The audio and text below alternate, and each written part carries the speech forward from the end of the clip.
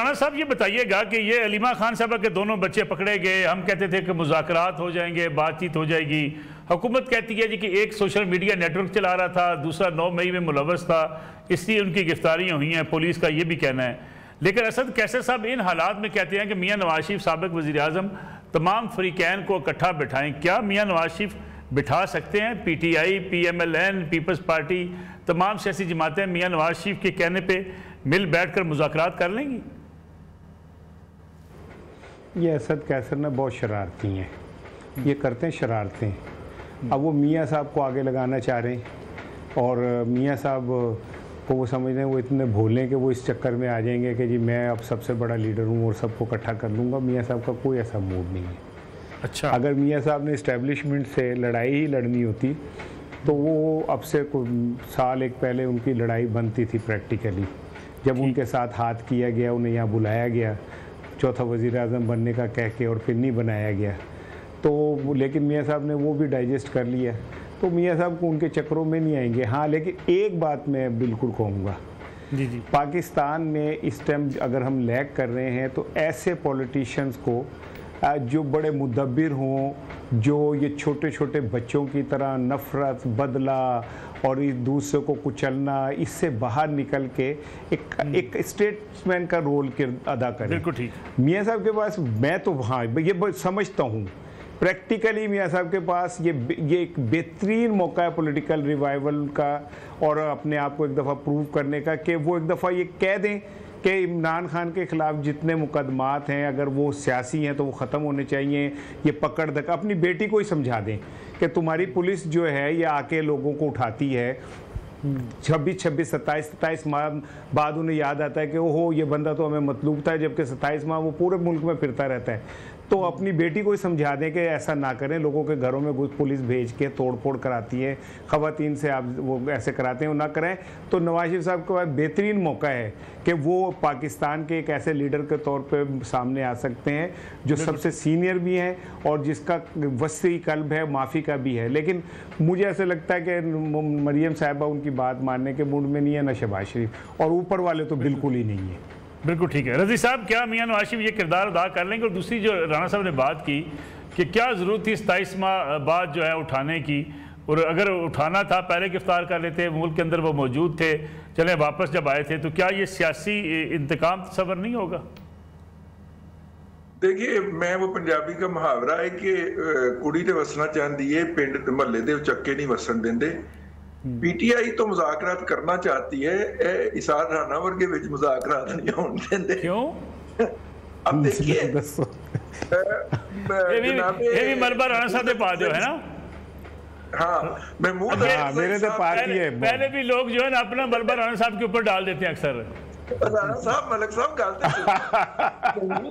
साहब जो है, महमूद अचकज़ई साहब जो हैं वो एक बड़े कद काट के लीडर हैं। उनके नजरियात से इख्तलाफ हो सकता है, लेकिन क्या नवाज शरीफ साहब एक फोन कॉल पे नहीं है उनके? क्या आसिफ अली जरदारी साहब एक फोन कॉल पे नहीं है? PTI की तरफ से महमूद अचकज़ई को लीडर ऑफ द अपोजिशन के लिए नामजद किया जाना या उसका हवाला देना ही इस अमर की निशानदेही करता था कि PTI किसी ना किसी तौर पर मुज़ाकरात करना चाह रही है। लेकिन PTI की मौजूदा क़यादत ने मुखालफीन और सियासी मुखालफीन के बारे में शौकत यूसुफज़ई से लेकर और असद कैसर तक और हमाद अजहर तक उन्होंने अपने सियासी मुखालफीन के लिए इतनी ज़्यादा बदजुबानी कर रखी है और वो उस बदजुबानी के ऊपर माफ़ी मांगने को भी तैयार नहीं है। तो फिर कोई ऐसा बंदा सामने लाना था ना जिसकी बात कोई सुन सके या कंसीडर कर सके। मेरा ख्याल ये है कि PTI ने अच्छा जेस्चर दिया था महमूद अचकज़ई की शक्ल के अंदर। वो अगरचे उस नाम के ऊपर उनकी पार्टी में लड़ाई पड़ गई, तो असद कैसर साहब ने जुबानी ये यकीन दहानी कराना जरूरी समझा कि सर हम तैयार हैं गुफ्तगू के लिए, आप आगे लगे। तो इसलिए ये एक तरह की याद दहानी है, मैं इसको यूं समझता हूँ।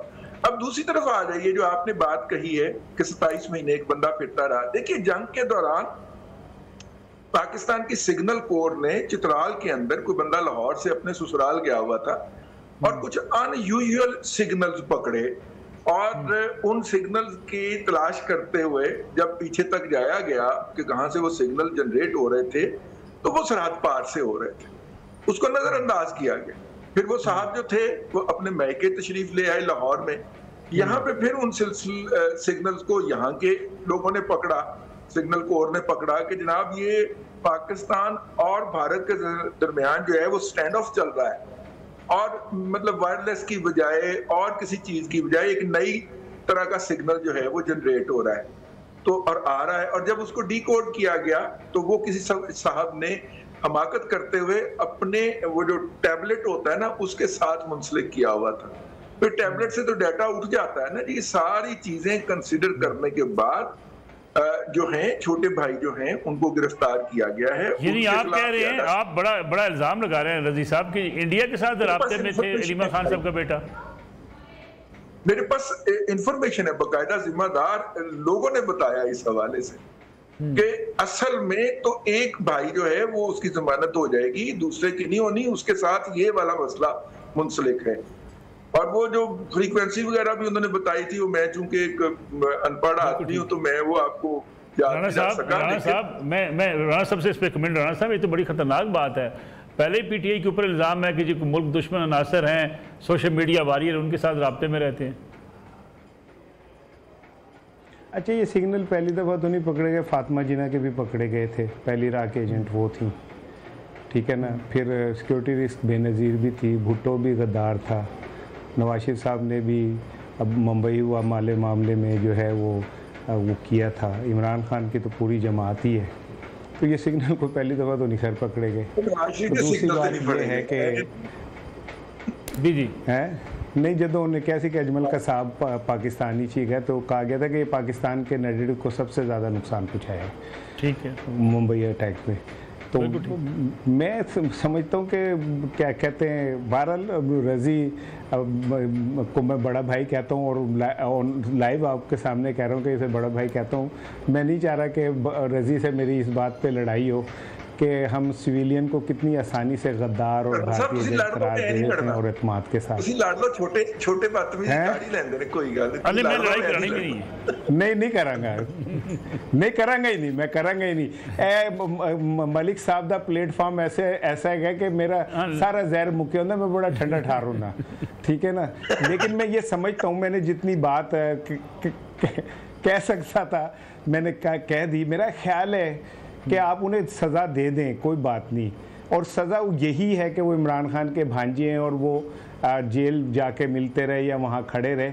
मेरा ख्याल है कि इससे ज़रा सा निकल आएँ कि भारतीय एजेंट ये वो और दे दें, चर्च डाल दें, कोई मतलब जैसे राना सनाउल्लाह पे डाल दी, या क्या कहते हैं को भैंस चोरी का, या फवाद चौधरी का कि उसने मोबाइल छीन के भाग गया, तो इस तरह का को कर दें। आपने सज़ा ही देनी है, मैं ख्याल सज़ा दे दें, लेकिन इल्जाम थोड़ा सा बेहतर कर दें तो अच्छी बात है। लेकिन एक बेटा तो था न्याजी साहब के साथ खड़ा था।